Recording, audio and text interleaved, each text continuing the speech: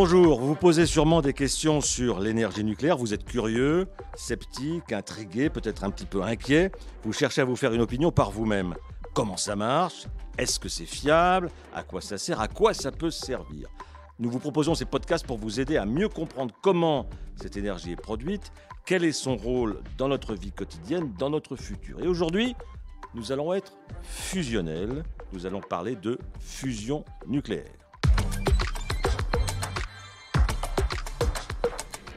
Le nucléaire en clair, un podcast de la Sfen, présenté par Jérôme Godefroy.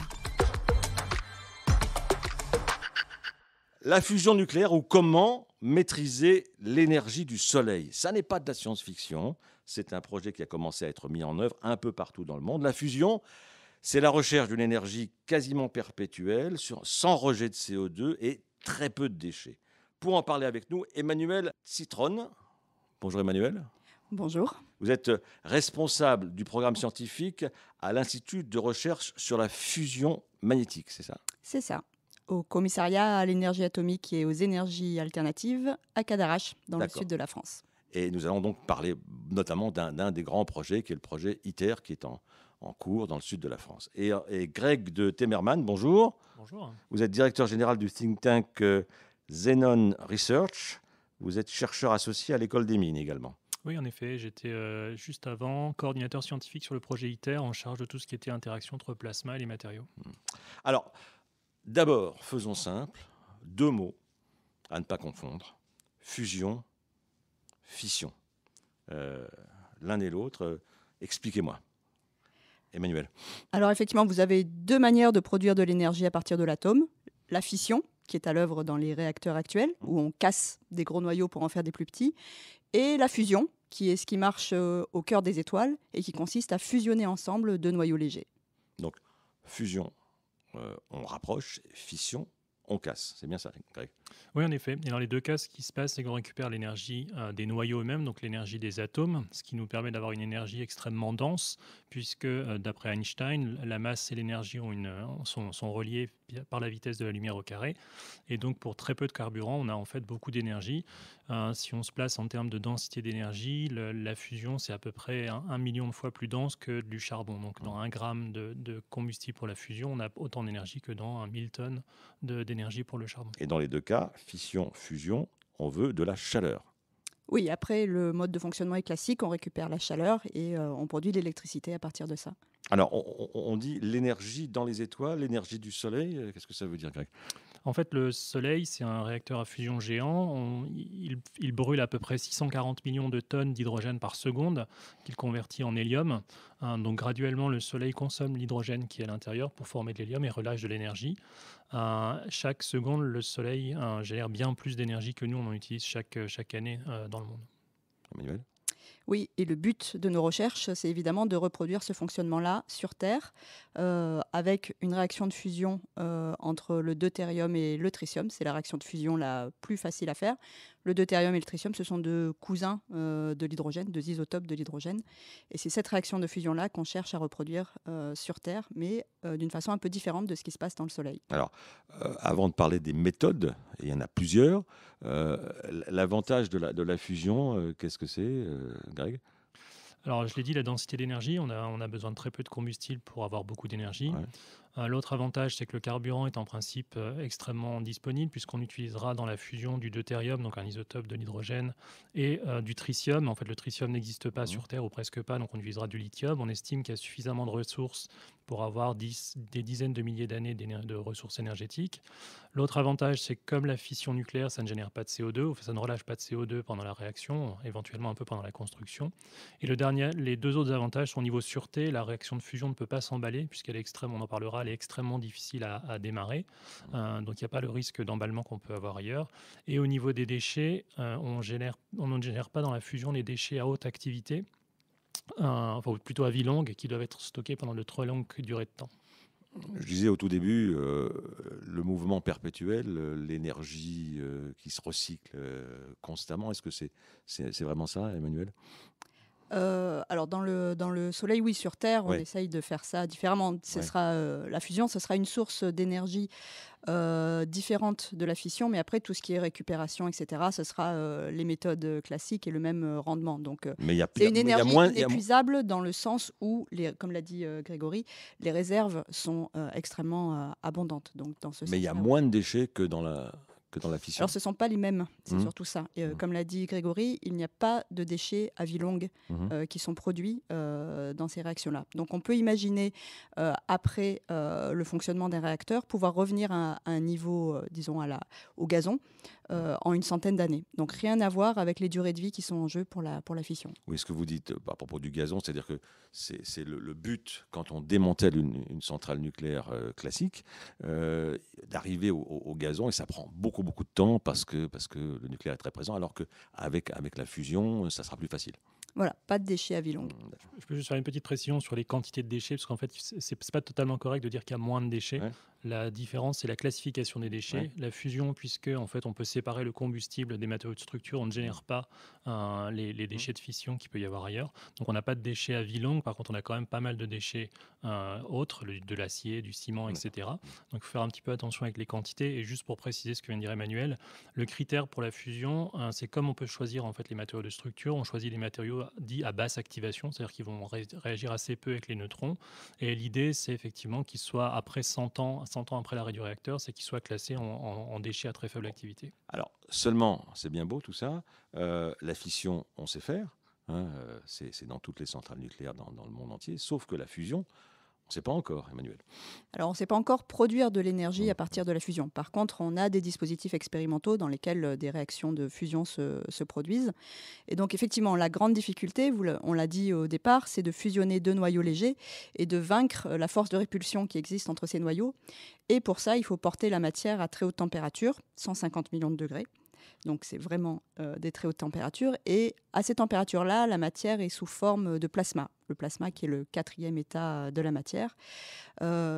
Donc, quelque chose d'extrêmement chaud, pour lequel, évidemment, il n'y a pas de matériaux qui seraient capables de soutenir ces températures-là. Et donc là, toute l'astuce, entre guillemets, consiste à utiliser des champs magnétiques pour faire une cage magnétique et confiner ce plasma. Les aimants, il y a des aimants qui repoussent, en quelque sorte. Tout à fait, ou plutôt qui maintiennent le plasma dans un volume confiné. Alors, comment on fait, par exemple, Greg, pour que ces fours, justement, j'emploie mes mots à moi, ces fours ne soient pas carbonisés 150 millions de degrés?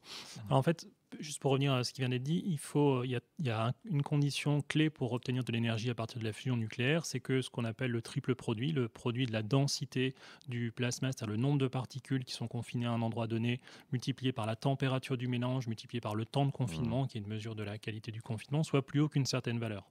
Et en fait, la clé, ça va être d'empêcher ce mélange d'être refroidi. Donc, il ne faut absolument pas qu'il y ait un contact avec une surface plus froide. Évidemment, une surface matérielle sera beaucoup plus froide que le plasma.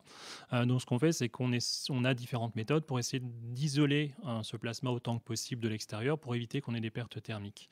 Et ça, on peut le faire avec des gros aimants, des bobines supraconductrices, qui permettent en fait de maintenir le plasma à un endroit donné et d'éviter les contacts avec l'extérieur. Ou alors, on peut le faire avec des lasers, avec différents types de techniques. La clé, c'est vraiment d'isoler au maximum, d'un point de vue thermique, ce mélange extrêmement chaud avec l'extérieur. Emmanuel, si je résume, qu'est-ce qu'on cherche à faire là? On cherche à fabriquer des morceaux de soleil sur la Terre? Oui, mais dans le Soleil, ce qui marche bien, c'est la force gravitationnelle en fait, qui joue ce rôle de confiner le plasma. Sur Terre, on est obligé d'utiliser d'autres méthodes, comme l'a décrit Grégory, dont le dispositif le plus avancé utilise des champs magnétiques, comme on l'a dit. Et donc, on utilise ces champs magnétiques pour confiner le plasma. Alors, le but, c'est de produire de l'énergie. Mais là, tout ce que vous me racontez, ça m'a l'air d'être des efforts considérables. Est-ce que c'est rentable de chercher à dépenser autant d'énergie pour en fabriquer un peu? Alors c'est pour ça qu'on n'a toujours pas maîtrisé la fusion, c'est parce qu'il faut chauffer un mélange à très haute température, ce qui implique d'apporter de la puissance, de grande puissance. L'idée, c'est qu'une fois que la réaction de fusion démarre, on génère en fait beaucoup plus de puissance par ces réactions de fusion que la puissance qu'on a besoin pour chauffer le mélange. Alors c'est assez différent d'autres sources d'énergie, parce qu'on a vraiment besoin d'initier et d'apporter une certaine source de chaleur au départ pour ensuite avoir un certain rendement. Alors en fusion, on ne parle pas vraiment de rendement, mais on parle de gain, puisqu'en fait, il faut imaginer un réacteur de fusion comme un amplificateur de puissance. Vous avez des amplificateurs audio, vous pouvez avoir un amplificateur de puissance. Donc l'idée, c'est d'injecter une certaine quantité d'énergie, on en récupérait beaucoup plus à la sortie. Alors ça, c'est le principe de base. Hein. On commence à comprendre, je commence à comprendre un petit peu. Alors, il y a un grand centre de recherche, et il se trouve qu'il est en France, et vous avez travaillé tous les deux sur ce centre qui s'appelle ITER. ITER, ça veut dire le chemin. En latin, ça montre bien qu'on va vers quelque chose, qu'on n'y est pas encore arrivé. Donc, c'est ce centre qui est à Cadarache, c'est près d'Aix-en-Provence, dans les Bouches-du-Rhône. L'un et l'autre, comme vous connaissez les lieux, c'est quoi ITER? C'est énorme quand même, c'est une énorme usine, non, Emmanuel? Oui, ITER, c'est vraiment une étape décisive dans la recherche sur la fusion. Effectivement, quand vous passez à côté du chantier, c'est quelque chose On est encore au d'assez chantier. monumental. On en est au chantier, on est dans la phase de construction. Hum. Et pour vous donner une idée, mais finalement, c'est une approche globale qui répond au défi global qui est la recherche d'énergie pour les siècles à venir. C'est un projet complètement international. Il se trouve qu'il est sur le sol français, mais c'est un projet qui est international. Oui, Greg, c'est du jamais vu. Enfin, je pense que dans l'histoire de l'humanité, employons les grands mots, que des pays qui se détestent par ailleurs travaillent ensemble. Oui, alors pour revenir sur quelques chiffres, ITER, c'est 180 hectares, c'est 30 bâtiments quand vous venez sur le site, c'est un projet à 25 milliards d'euros pour l'instant. On ne le sait pas souvent, mais c'est un des plus gros projets scientifiques au monde qu'on a en France. Ensuite, effectivement, c'est une collaboration entre 35 nations ou 7 parties, selon comment on compte. C'est-à-dire que si on compte l'Europe pour un pays, vous avez 35 pays qui collaborent sur un projet. Et le projet est né pendant la guerre froide. Enfin, l'idée du projet est née pendant la guerre froide, dans une discussion entre Gorbatchev et Reagan, pour essayer de... En 85, à Genève, le mur de Berlin est encore debout. Et Gorbatchev et Reagan parlent de ça. Et c'est ça le point de départ. Hein. En effet. Et pour nommer les pays, parce que c'est ça qui est complètement incroyable, c'est qu'il y a l'Union européenne, les États-Unis, la Chine, la Russie, le Japon, la Corée du Sud, etc., etc. Donc tous ces gens-là travaillent ensemble. Oui. L'idée, en fait, d'ITER, c'est que aucun pays ne peut le faire par soi-même, parce que c'est extrêmement compliqué. C'est pour ça aussi que l'idée est venue pendant cette discussion entre Gorbatchev et Reagan, c'est que les deux superpuissances n'arrivaient pas à maîtriser la fusion. Il n'y avait pas d'application militaire, donc c'était un projet idéal en fait de collaboration, parce qu'il y a une vraie application pacifique et un des vrais débouchés au niveau de la production d'énergie. L'idée ensuite, c'est que, et c'est assez unique dans un projet scientifique, tous les partenaires partagent toute la propriété intellectuelle. C'est-à-dire qu'il n'y a pas un pays qui va avoir un brevet plus qu'un autre. Tous les pays participants au projet vont partager toute la connaissance. L'idée étant qu'à la fin, chaque pays atteigne le même niveau de connaissance pour que chaque pays puisse aller construire son réacteur. Et Emmanuel, ce qui est intéressant dans la participation de tous ces pays, c'est qu'il y a des contributions en nature. C'est-à-dire qu'on apporte du matériel. Oui, tout à fait. C'est la première fois qu'un projet se monte comme ça, avec les défis que ça pose, mais aussi avec tout l'intérêt. Et en fait, c'est parce qu'au moment de la négociation avant la naissance d'ITER, chaque partenaire était suffisamment convaincu pour vouloir former ses propres champions industriels. Donc chacun a décidé d'apporter sa part en nature au projet. Alors, Greg, oui. L'idée juste encore là, c'est que si vous voulez que tous les pays apprennent la même chose, le plus simple est de séparer tous les éléments en sous-éléments pour que chaque pays fasse un peu de tout et puisse développer une industrie qui leur permet de répondre aux besoins. Alors, le calendrier, ça a commencé la construction, je crois, en 2014, c'est ça ? Voilà, le traité date de 2006 et ensuite... Première expérience concrète, j'ai vu que c'était en 2035, c'est ça, Greg ? Alors, le calendrier est un peu compliqué. Ouais. Le démarrage vraiment de la machine, là où on démontre que la machine a été construite correctement et qu'on fait ce qu'on appelle un tout premier plasma qui est tout petit, qui n'est pas très puissant, c'est 2026 à peu près, officiellement 2025, mais des retards ont déjà été annoncés. Ouais. Ensuite, il faut à peu près 10 ans pour monter à pleine puissance. Il faut se souvenir d'une chose, c'est que très rapidement dans ITER, le plasma a suffisamment d'énergie pour endommager les composants externes. Donc on est obligé de monter en puissance de façon extrêmement précautionneuse. On a plein de choses à démontrer. Au niveau de la sûreté nucléaire aussi, il y a des jalons que ITER est obligé de remplir.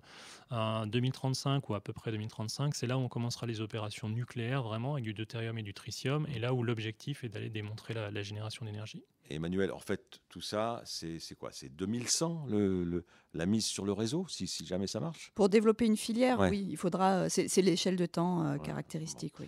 Alors maintenant, regardons ça de plus près. Il y a quelque chose de central, c'est le cas de le dire, qui s'appelle le tokamak. Qu'est-ce que c'est que ça?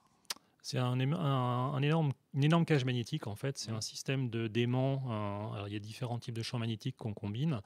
C'est un acronyme russe, parce que c'est l'URSS qui l'a inventé dans les années 1950. Et c'est devenu, en fait, la configuration principale pour la fusion, parce qu'en 1968, ce sont les premiers à avoir atteint des températures qu'on appelle thermonucléaires. Ils sont rentrés dans le domaine du million de degrés pour la première fois. Et en fait, on s'est aperçu que c'était la configuration qui était la plus efficace et celle qui a été le plus recherchée. Les dimensions de ce tokamak, c'est quoi, Emmanuel?